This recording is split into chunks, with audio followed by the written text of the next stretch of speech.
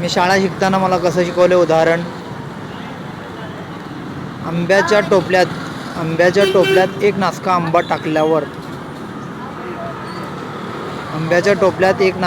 टाकल्यावर सर्व आंबे नासके होतात असं शिकवले.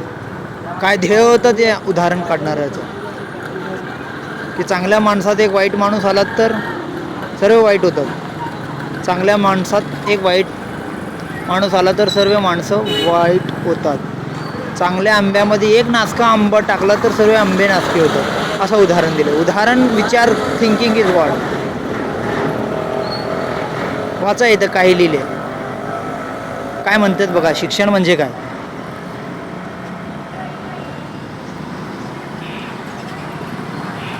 शिक्षण म्हणजे काय, शिक्षणाचा ध्येय काय, शिक्षण कशासाठी असतो, शिक्षण कोणी बनवले, कशासाठी बनवले, शिक्षण कोणी बनवले, कशासाठी बनवले, काय उद्दिष्ट आहे,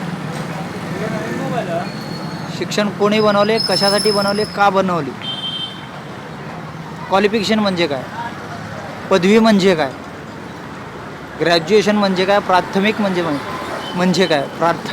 काय, शिक्षण म्हणजे काय, मराठी कोणी बनवले, हिंदी कोणी बनवले, इंग्लिश कोणी बनवले,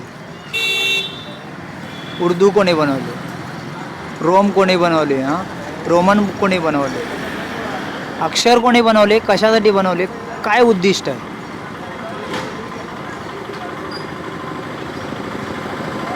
समजतंय का.